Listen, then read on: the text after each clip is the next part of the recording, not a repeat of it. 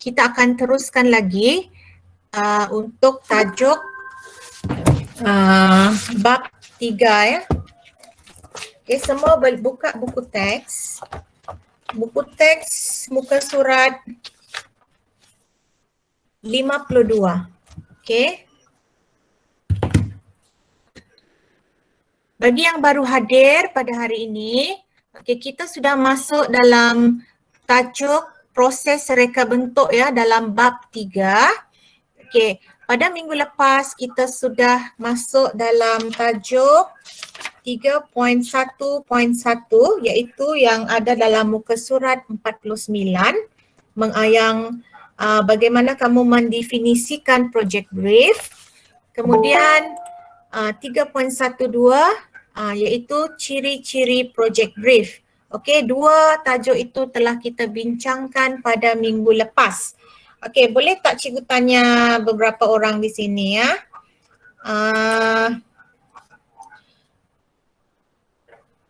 Apakah definisi project brief? Okey, bila cikgu ataupun kamu jumpa soalan apakah project brief, apa jawapan kamu? Hani, boleh jawab Hani?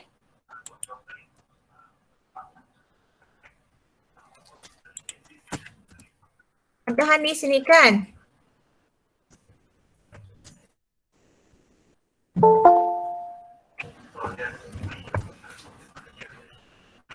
Hani tak ada? Daryl?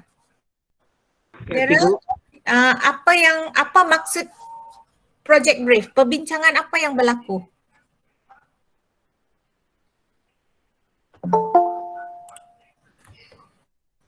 Perbincangan awal kah perbincangan akhir? Perbincangan awal. Ya, okey. Perbincangan awal antara siapa? Antara siapa? Cikgu, apa yang antara? Perbincangan ni berlaku antara siapa dengan siapa? Poh, boleh Poh tolong? Ya, Perbincangan awal antara dua pihak kan? Siapakah pihak itu? pengurus projek dengan pelanggan. Yes, betul. Okay, so ingat kalau kamu jumpa soalan apa itu project brief, okay, maksudnya ialah perbincangan awal antara pengurus projek dan juga pelanggan. Okay, minggu lepas juga cikgu telah terangkan apakah ciri-ciri yang yang terlibat dalam project brief. So ada berapa semuanya? 1, 2, 3, 4, 5, 6, 7. Okay, lihat muka surat 50. Ada 7 ciri-ciri project brief. Okay, yang pertama apa? Siapa San Eri ni?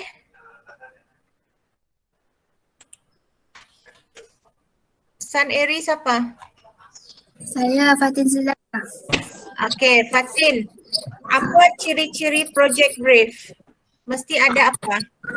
Tajuk projek, Okay, lepas tu gambaran keseluruhan projek, lagi?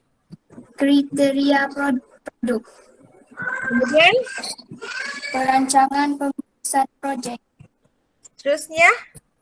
tesis kajian, lakaran idea, mock-up atau model. Yes, okay, bagus. Jadi itulah ciri-ciri dia ya. Ada 7 ciri-ciri. Okay, jadi untuk hari ini kita akan masuk 2 lagi topik dalam project brief iaitu merancang project brief untuk penghasilan produk yang kreatif. Kedua, kita akan menyaring maklumat dalam project brief dengan betul. Jadi di akhir pembelajaran kita nanti, kamu akan dapat menyatakan ada 2 kriteria bila kamu merancang projek. Okay? Dan bukan setakat menyatakan ya, tapi kamu tahu menerangkan kriteria tersebut. Okey, kemudian kamu juga dapat terangkan apa tujuan kita gunakan borang project brief. Okey, dan seterusnya kita akan melengkapkan jadual maklumat project brief dalam buku kerja nanti. Okey, maksudnya di sini kamu sudah tahu ciri project brief, sekarang kita nak rancang. Okey, kita nak rancang project brief ni. Jadi sebelum kita rancang juga, kita kena tahu apakah borang yang perlu kita gunakan. Okey. 3.1.3 perancangan project brief ya, muka surat 52. Okey, semua buka muka surat 52. Sementara itu tulis nama dekat bahagian message ya. Tulis nama dan juga oh, cikgu belum share screen ke? Kejap ya, sorry. Baru cikgu perasan. Kejap Sorry. Okay. Okay, tulis nama ya. Siapa yang hadir hari ini sebab tulis nama dekat bahagian ruangan chat tu. Okay, nampak? Sorry ya, tadi saya ingat cikgu. Ini tadi muka depan lah. Okay, kemudian ini ialah apa yang cikgu sebut tadi. Okay, ada 2 tajuk. Okay, kemudian kriteria kejayaan di sini. Okay, kemudian kita masuklah 3.1.3 muka surat, siapa yang ada buku teks, muka surat 52. Okay, 52. Okay, jelas tak? Ada keluar screen di screen kamu, di slide kamu? Boleh ada yang respon cikgu? Nampak. Nampak ya? Nampak.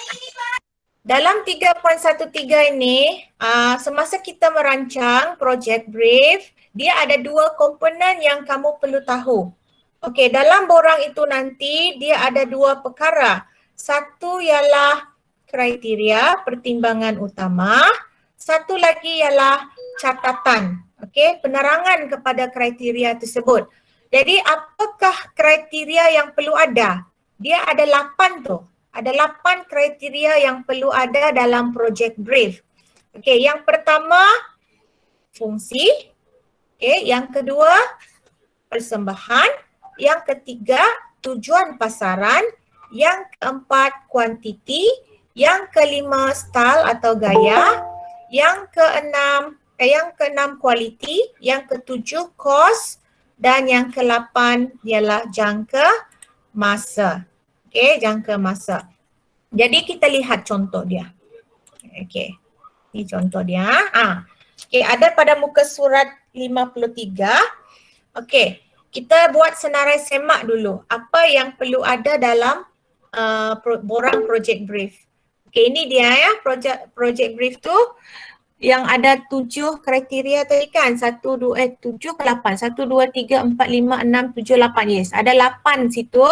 Okay, apa yang perlu diterangkan pada bahagian sini? Okay, contohnya kriteria yang pertama, fungsi. Okey, apakah kegunaan produk ini? Okey, di manakah produk ini digunakan? Ini kena jawab dalam borang itu. Kemudian persembahan, dari segi persembahan, bagaimana cara produk ini dipersembahkan? Okey, kemudian tujuan pasaran, siapa yang akan gunakan produk itu? Siapakah pesaing kamu? Pengguna bagaimanakah yang akan menggunakan produk ini? Okey, kemudian yang keempat, kriteria keempat ialah kuantiti. Berapakah jumlah yang diperlukan oleh pelanggan kamu? Ini yang kita akan tanya, itulah namanya perbincangan awal tadi. Kita nak dapatkan maklumat ini. Okey, style atau gaya. Bagaimana reka bentuk produk ini? Macam mana reka bentuk dia? Apakah reka bentuk ini mendapat perhatian atau tidak? Okey, di pasaran.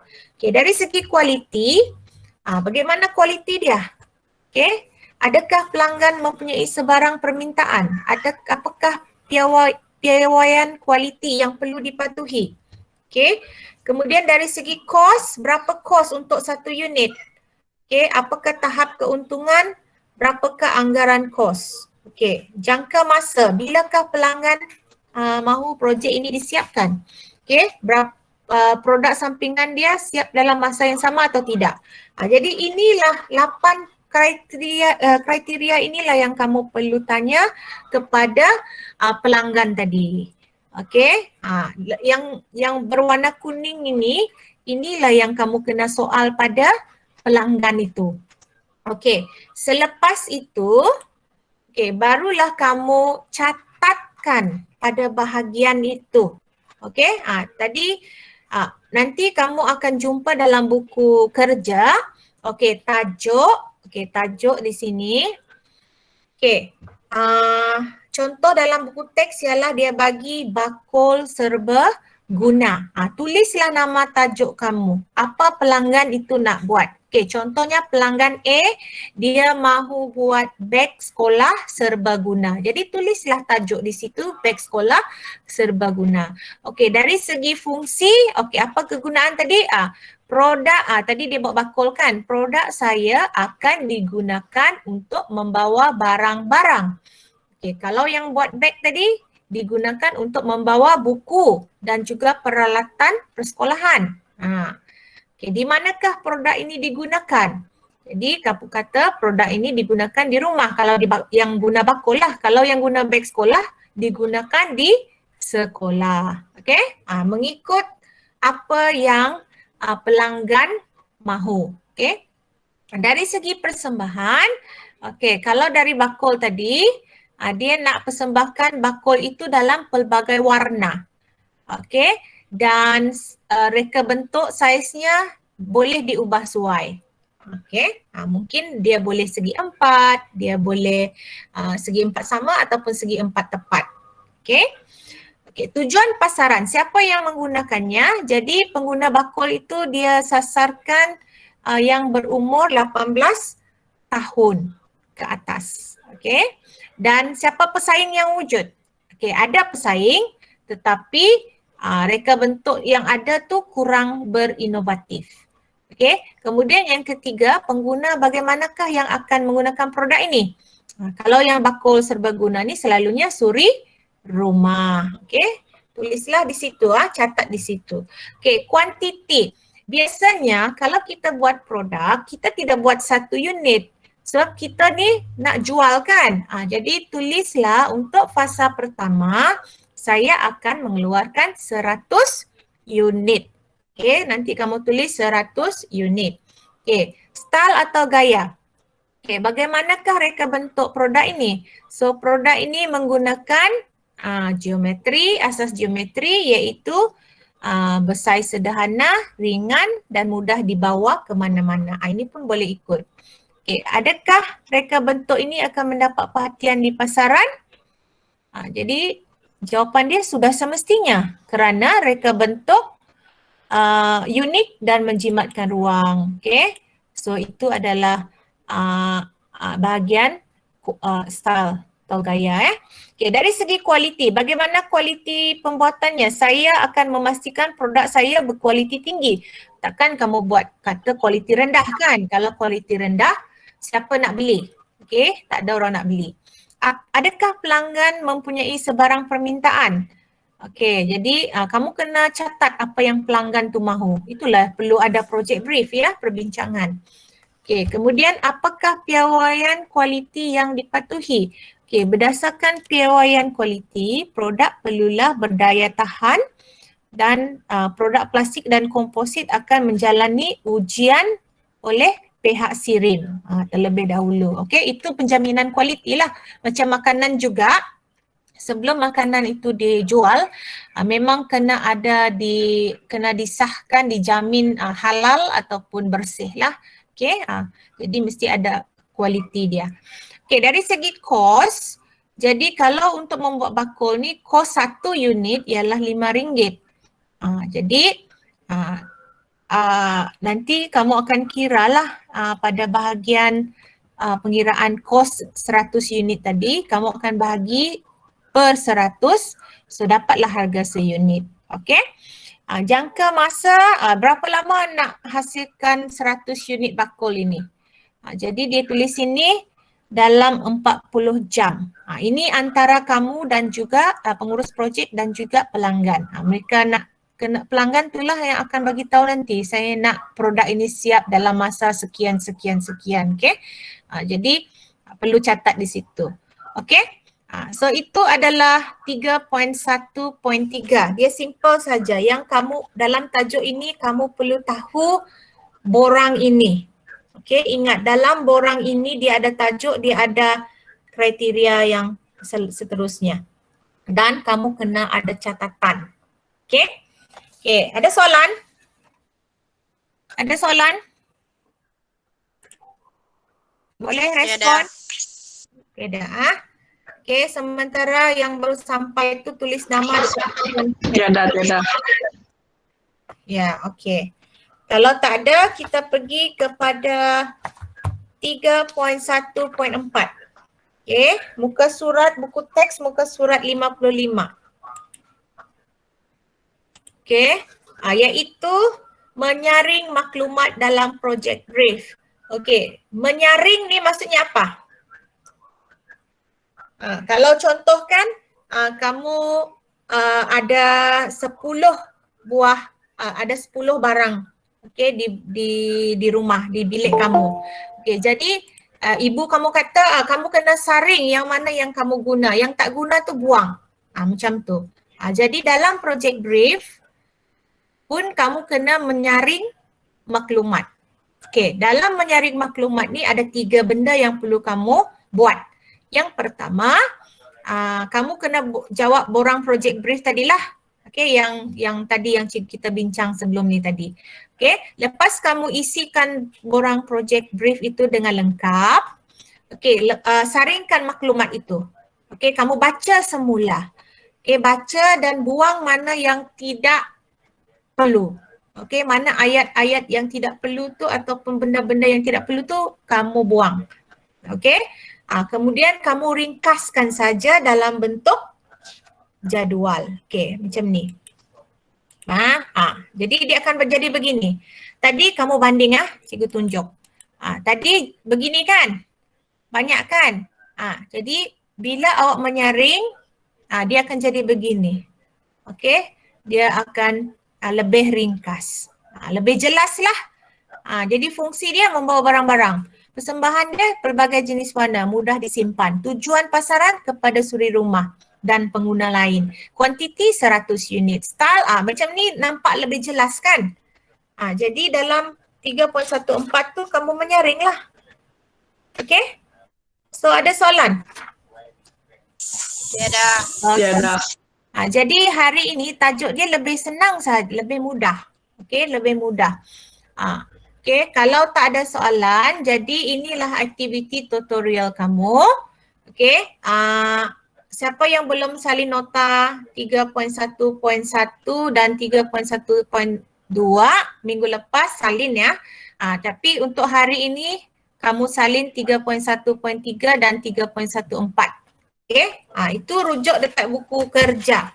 Dekat buku kerja semua ada kan? Ada. Salin yang itu dalam buku nota kamu. Okey, dan buku kerja muka surat 47 dan juga 48. 47 dan 48.